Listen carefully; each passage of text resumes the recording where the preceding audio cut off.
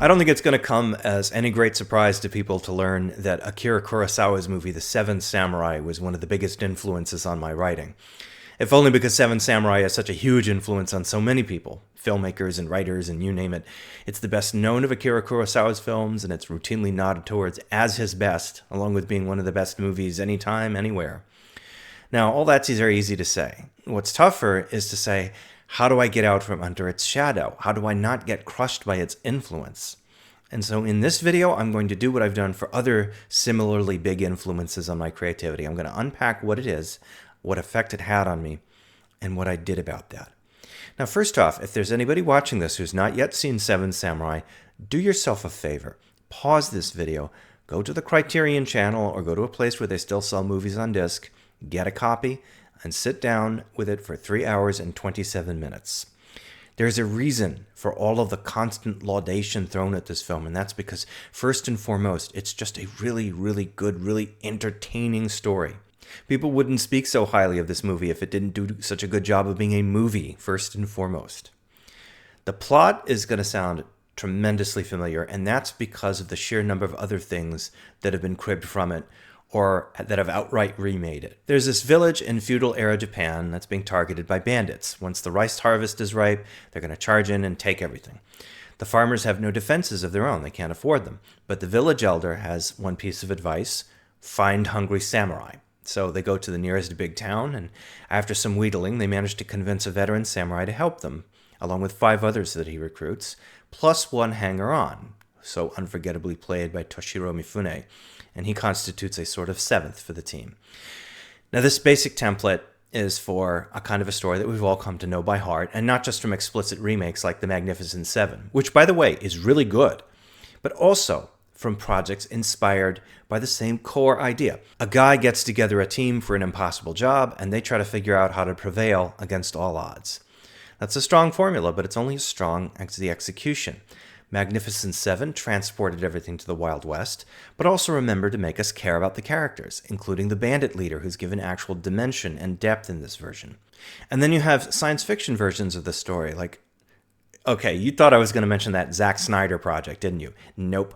I'm thinking instead about the early 1980s movie Battle Beyond the Stars, which was made for pocket change, and it shows, but it's charming and funny, and it works because we feel affection for the people involved. Yes, even the bad guys.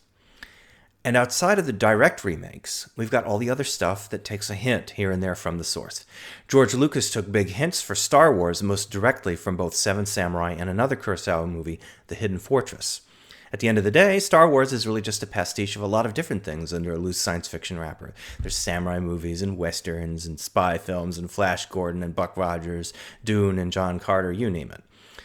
But other things that have lifted from Seven Samurai don't even have to be science fiction or fantasy. I'm thinking also of heists like Ocean's 11, which feels very indebted to the same assemble the team and do the job formula, but executes it all very differently. Now, how did all this affect me and my work? Well, Seven Samurai was actually not the first Kurosawa movie I ever saw. That honor and distinction goes to Ran, which I will absolutely talk about in a separate video because it needs that treatment. Seven Samurai I saw a few years later, after Ran awakened me to Kurosawa generally, and after I'd learned about Lucas's creative debt to the man. This was in the mid to late 80s. My family had only recently gotten a VCR, and I was a broke high school kid, so the only way that I could rent movies was from the local public library. On the plus side, they had a really great, well-curated, rotating selection of tapes.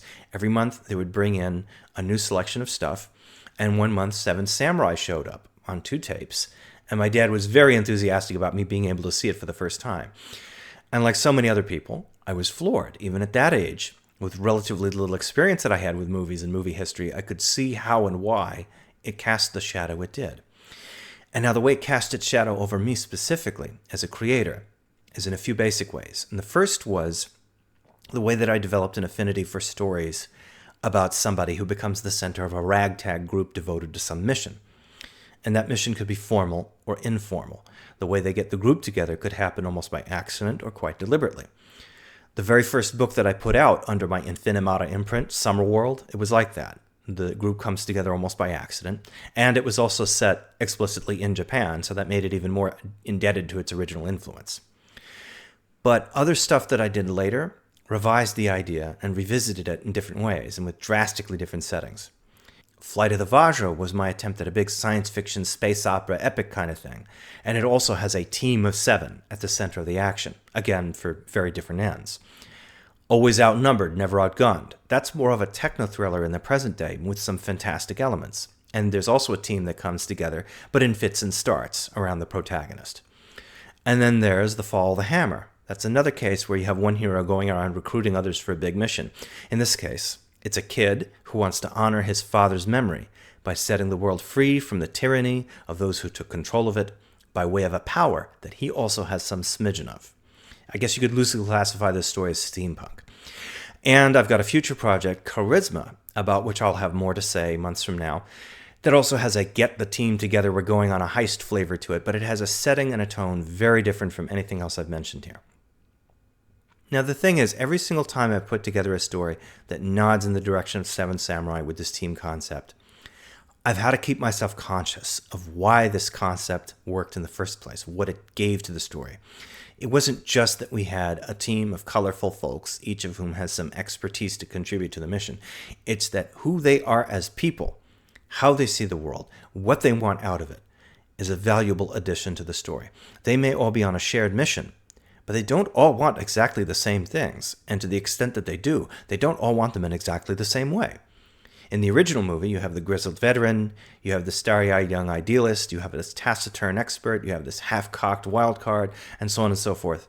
And I realized very quickly that I would not do myself any favors if I tried to write any of my characters as one-to-one mappings to those types. I had to look at the story I was writing and find all the ways I could have the world they lived in express itself in all its variety through whatever I put into that crew. And that really mattered when you were doing something otherworldly and fantastic, because that gives you yet another way to show your world instead of explain it. So in my book, The Fall of the Hammer, we have an estranged husband and wife couple who could be described as a witch and a sorcerer. We have a disgraced professional wrestler who wants to redeem himself. There's the daughter of a crime lord who wants to step out from under her father's shadow. There's a smuggler who comes to realize that her talents can be applied on a much bigger canvas than before, and so on. None of these folks map back to the original 7. They're not meant to. The biggest way I was trying to honor the original story, to the extent that I was doing that deliberately, was in looking at how that basic template, where you get the gang together and you go on a mission, can be a way to show all the different facets of the society they live in.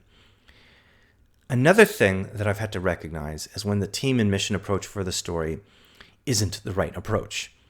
There's another project I'm working on right now called Pavilion 7, and again, I will have more to say about this later, which I flirted with making into a team mission project kind of story. The problem is, it did not fit how I wanted to talk about the material, and I ended up scrapping that in favor of following one character very closely along his journey. So Pavilion 7 would tack more closely to something like a Jean le Carré or a Graham Greene spy story than anything else. It's really important to be able to say, as much as I love this thing I want to honor in my own way, this is not the way to do it.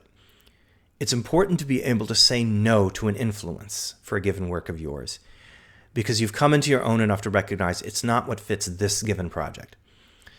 And some of the things we love the most may not directly inspire a given thing of ours at all, because that's not its function as an influence. And I think when I talk more about Kurosawa's Ran, I'll be discussing this concept in more detail. The other thing I did not do was pick up on the plot of the original Seven Samurai, in the sense of you have 7 people banded together to defend the powerless from a malign force. The closest I came to that directly was with The Fall of the Hammer, and potential spoiler here, overcoming the bad guys turns out not to be the real problem, but rather what trying to do that does to them as individuals and as a group. And I was very self-conscious about not wanting to crib the original Seven Samurai storyline because, again, I felt I'd gotten to a point in my own development where I didn't have to do that, and I had to say no to it as a way to value myself. I didn't have to lean on that plot to get by.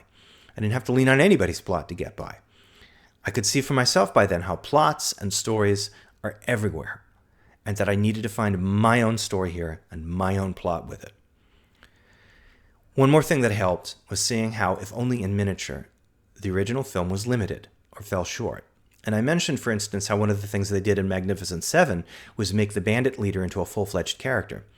In Seven Samurai, he's barely given any screen time. It's just enough to establish him as dangerous and mean, and that's about it. This is a common thing with getting out from under any influence. You have to give yourself the freedom to say that the thing you love is not perfect, despite your love for it. And from that, you build on it in your own way. You could say the same thing about, say, the roles of women in the original Seven Samurai, or any number of other points you could use as a jumping off. There are limits to the original. Back when I talked about 2001: A Space Odyssey, for instance, I had to find the same freedom to speak critically of that, too. Not to find fault, not to lay blame, but to be able to see that it, too, is just a piece of work with its limits. And whatever admiration I had for it, whatever inspiration I drew from it, those needed to not also be constrained by those limits. You don't want to copy the flaws of your inspirations along with their best qualities. And that requires you to see those flaws in the first place. Now, as I've been talking about all this, I got to thinking about some other future work that I haven't even started yet, but I've been planning. I've got about 4 or 5 projects in the conceptual stage right now, all of them hazy enough that I can't say for sure whether or not I would use this team structure for any of them. I can't say whether or not they would have any debt to Seven Samurai as an influence. They're still too vague.